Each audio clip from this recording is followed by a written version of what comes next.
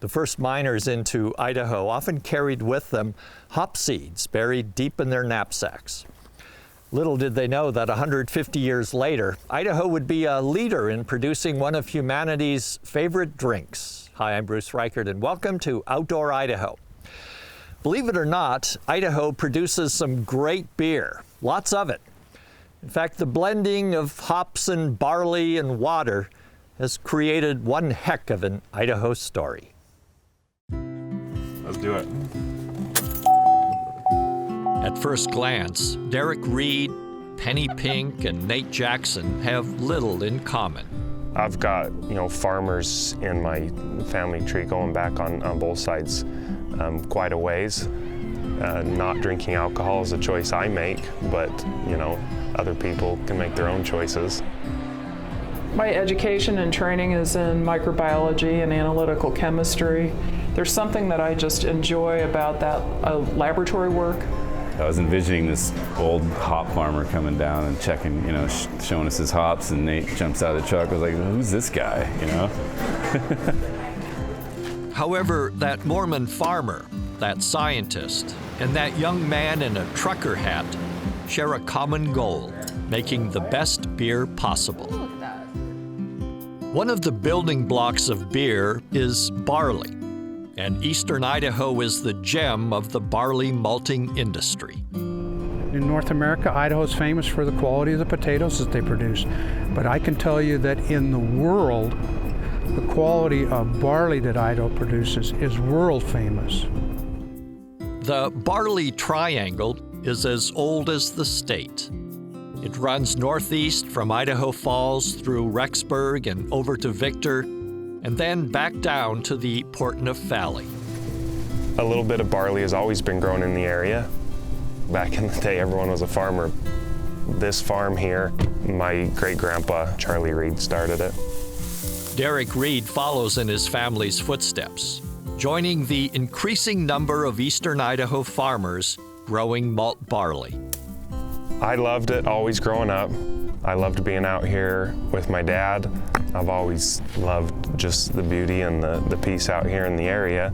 I think I kind of always thought that I wanted to farm. From the time that beer was first crafted in ancient Mesopotamia to today, the story of hops and barley has continued to evolve.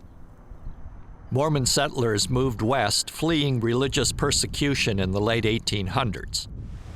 As they settled around southeastern Idaho, they started to cultivate crops, including barley. And soon the Barley Triangle was born. They had to have a crop that would grow. It was natural that it would become one of the main crops grown in Idaho because of our elevation and our arid environment. Barley was a perfect marriage with the high desert climate, but a complicated bedfellow for members of the Church of Jesus Christ of Latter-day Saints. And I know that there are some people, even non-LDS people, but religious people who won't grow malt barley. Typically, I just buy it. For me, I'm happy to grow a quality crop and hopefully it turns into a quality beer in the end. This is an agricultural area, agricultural community, and people understand that in a region like this, agriculture is what makes the wheels turn and what makes the world go round. Whether it's corn for ethanol or malt barley to produce beer, it's all part of the agriculture industry that feeds and keeps Idaho thriving and alive. In the middle of the last century, August Bush III purchased a cabin in Driggs, Idaho. The surrounding soil and climate was the perfect habitat he was looking for. Crop rotations had paired barley with the more famous Idaho potato crops for decades. But Bush wanted barley to take center stage. August Bush made a conscious decision to come to eastern Idaho himself and survey the landscape, and he fell in love with this eastern Idaho area and decided that he wanted to make this one of his prime sources of malt barley. Consequently, their family invested a lot of money in a procurement elevator and built a huge malt plant in Idaho Falls. Miller and Coors were also interested. In the late 1980s, the Northern Plains suffered a catastrophic loss to their barley crop, and eastern Idaho was there to take over. That production needed to go someplace, and Idaho was a prime place for it to come. The Barley Triangle has been an Idaho gem ever since. Towards the end of March, we'll start turning some soil and planting barley. Hopefully, if we get some spring rains, it doesn't need to be watered. And so we just wait for it to come up and start growing. Growing barley is 1 part preparation, 1 part maintenance, and 50 parts prayer. As good a farmers as we think we are, we can do everything right, but Mother Nature's got to cooperate. And when she doesn't cooperate, it can be challenging. From now until that grain's cut, anytime I see a cloud, I start worrying. So you can have a crop, and then 10 minutes later, it could be gone. From the barley grown in this area, the Anheuser-Busch, Modelo, and Great Western malting plants produce more malt than just about anywhere in the world. Most of our grain comes from Great Western. We really do live in the center of the ingredients for what's available for beer. It's pretty amazing. Barley is transformed in the malting process. The malting procedure has been around for years and years. Grains of barley are harvested from fields, separated from the chaff, and soaked in water. The industry calls this steeping. The process allows barley to germinate. When we're managing the steeping process, we have to manage to the variety, to the crop year, to the customer specification. It is during this process that the tiny grains are given a second chance at life, albeit a much shorter life. It is here that the barley becomes sweet and the sugars develop. It's in here for approximately 4 days, where the grain, which has the proper moisture content, begins to grow and modify and make those changes inside the kernel that the brewer needs. Then the second life of barley is cut short in the heat of the kiln. The fiery air ends its second growth. You've got to control the applied air temperature, you've got to control the air off temperature, you've got to control the moisture, and in kilning exactly the same thing. You've got to control all those variables so that you hit that consistency that the brewers are looking for. On the opposite side of the state, near Wilder, you find the modern star of today's beer, hops. Of course, it's anything but new. German prospectors flocked to mines throughout Idaho, bringing with them a thirst for beer and a plant called hops. Hops can still be seen climbing shacks in old Idaho mining towns. The plants work as a time machine of flavor, isolated from genetic mutation. Like Darwin's finches in the Galapagos, these hops are untouched by outside genetics, on their own for over a century. Spending some time in Europe, those guys laugh at us when you're talking 2 or 3, 4 or 5 generation growers. I mean, some of those guys have been growing hops for 25 generations. Nestled into a bend on the Snake River, just feet from the Oregon border, Nate Jackson is utilizing a different lesson from Darwin. I've always been a beer lover. I've always loved hops. I've spent most of my life out here in Wilder and in the hop fields. And the aroma of the hops was always really intriguing, really powerful. Jackson has created several new distinctly Idaho hops, but the most popular innovation bears our state's name, the Idaho 7. All that aroma and flavor is coming from that wet hop. We made several crosses back in 2009, grew them out in 2010. And Idaho 7 was the 7th lucky 7. It's all just about the aromatics and the flavor with this hop. It's just a different flavor. It's totally unique, that hop is. A hops grower shares many of the characteristics of a rancher. The hops need a nice plot of land, their movement needs to be guided. And once the first shoots break the surface of the earth, they need direction. Hops want to climb, so they're given a string to ascend. We have to come through by hand and wrap the vine on the string. In the heat of the summer, hops can grow almost a foot a day, rising over 20 feet in the air. When they are fully matured, they are harvested.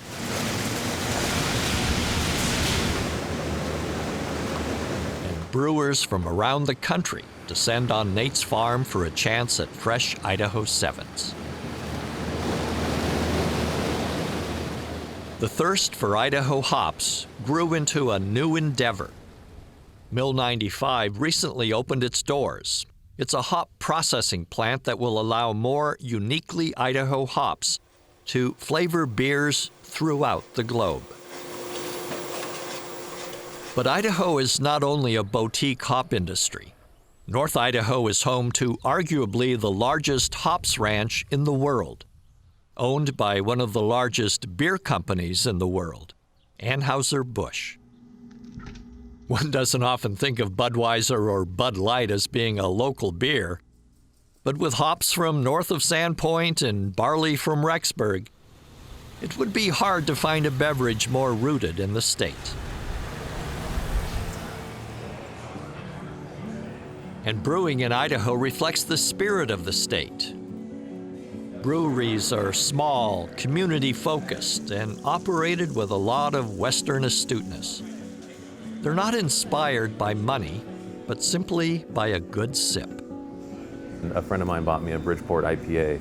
Then I drank it and I was just like, wow, what is this? This is it. And that was literally the beginning of my love affair with craft beer.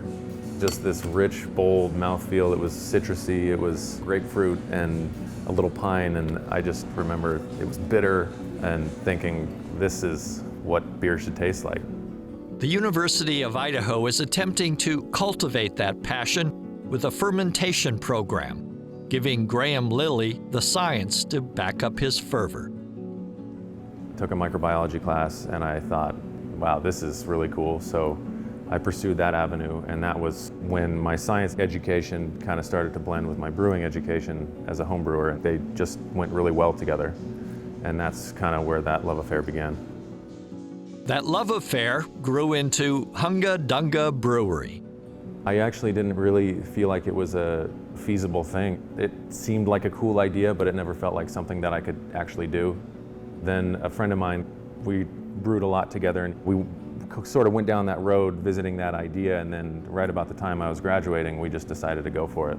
It was either more school or open a brewery, and it took about as much time to open a brewery as it would have to get a graduate degree. Idaho has more than 60 breweries. Not every brewer has academic training, but every brewer is familiar with the ancient arts. Grand Teton Brewing has been making artful beers for decades. It's definitely a huge amount of art involved, and I think almost more art than science and math. The brewing steps are basic and few, but Penny Pink of Portneuf Valley Brewing believes the outcomes are limitless. You can take basically 4 ingredients and you can create hundreds and hundreds of different recipes that all taste completely different. First, the malt is milled. Tiny grains of barley are crushed to release their sugars. Hot water is added to the ground-up malt to create a gritty liquid called mash. When we're brewing, we're making barley tea. The mash is strained to remove the solid husks of barley from the sweetened liquid. So all the barley stays on top. All that sweet liquid we made from the mash process goes out through the screens, leaving the barley behind. The mixture is brought to a boil, then hops are added to flavor the golden brew. creating a liquid called worts. Starting to break those hops down, and then it kind of slowly slows down. Keep that thing rolling hard. The wort is then strained, and any remaining solid debris of hops or barley are removed from the liquid. And then we chill it and we ferment the liquid with yeast, and that gives us our beer. The beer is then set aside to mature and develop its flavor. When it's done maturing, the beer is carbonated and ready to consume.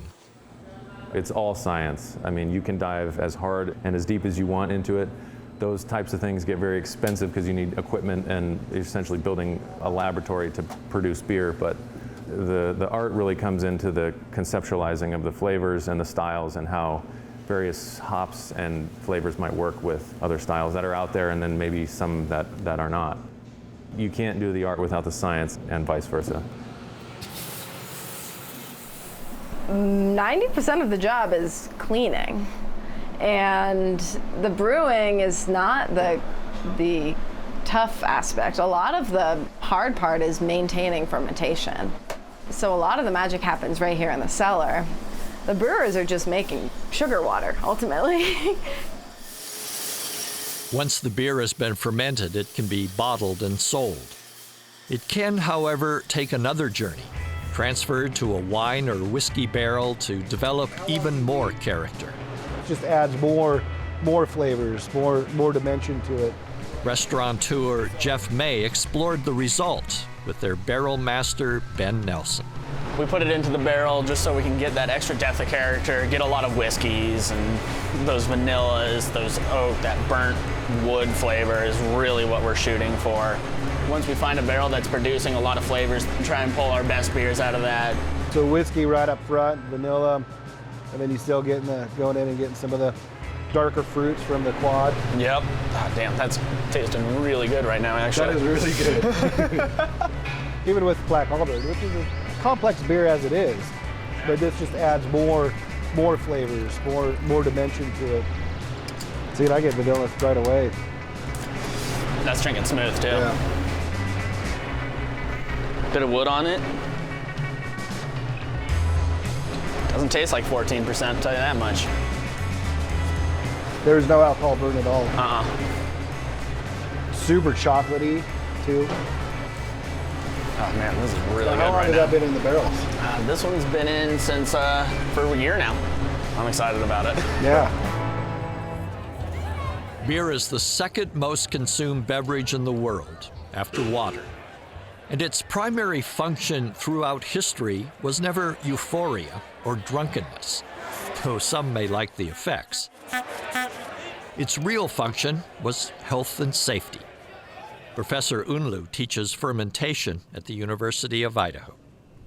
Observing that these products are safe, maybe safer than some other ones, and also observing that they are tasty. The brewing process works to cleanse liquid by killing off harmful bacteria. That allowed people to sterilize water long before they knew the science behind what they were doing. For most of civilization, brewers were women. They had access to the barley, yeast, water, and hops. It makes a lot of sense because in most cultures, especially those days, really females were in charge of, cooking and feeding their families, and this also gave them some economical power that perhaps they needed at the time. Women were allowed few jobs back then and fewer opportunities to sell their creations. But beer was the exception. Beer was one of the few options a woman had for financial independence. Historically, if you look back, it was often the women who were the brewsters and baked the bread, brewed the beer, and supplied for their families and the communities that they lived in. A woman only needed the ingredients, a cauldron to brew in, a cat to keep the mice away, and a broomstick above her door, or a black hat in the market to signify she had beer for sale. Women had only one competitor in the beer markets, Catholic monks, and they had a powerful ally, God. When the church attempted to rid Europe of infidels, it also decided to give witchcraft a new look. The aesthetic of witchcraft was created from the clothing and the tools women used to brew beer. Grand Teton created a Black Cauldron Imperial Stout as a tribute to this history. A lot of girls aren't really exposed to brewing as a career option. So I'd encourage any other gals that are interested in getting into it to jump in the ring. It's fun and it's interesting. In the early 1900s, the beer industry thrived in Idaho and throughout the United States.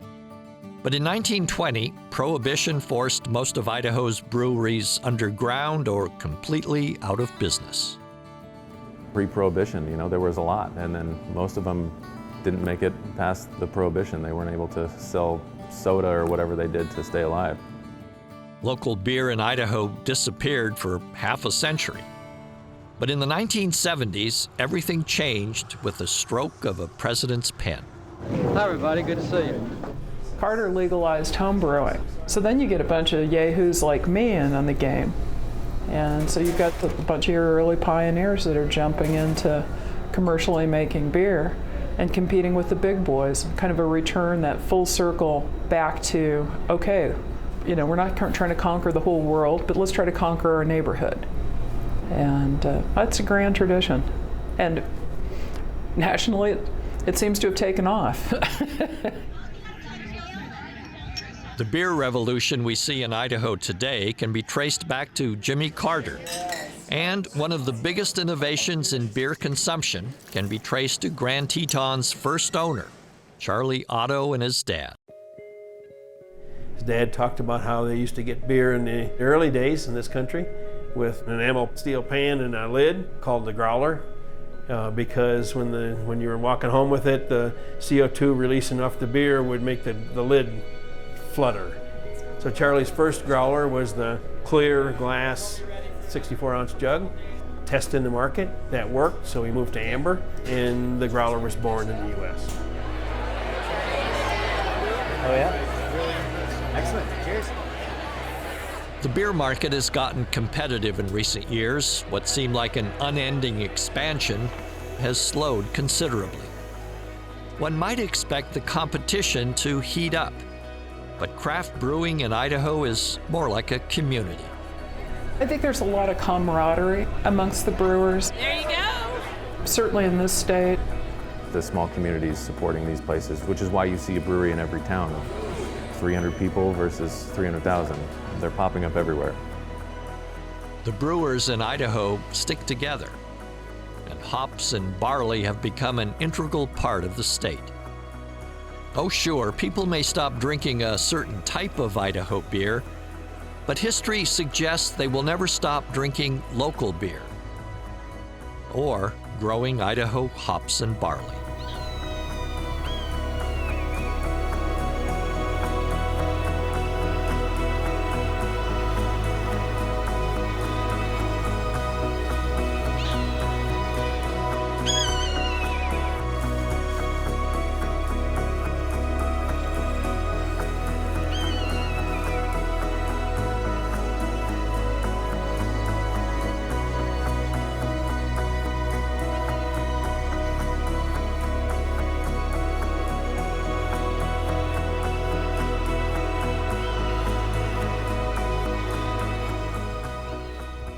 Funding for Outdoor Idaho is made possible by the Laura Moore Cunningham Foundation, committed to fulfilling the Moore and Bettis family legacy of building the great state of Idaho, by the Friends of Idaho Public Television, by the Corporation for Public Broadcasting. To find more information about these shows, visit us at idahoptv.org.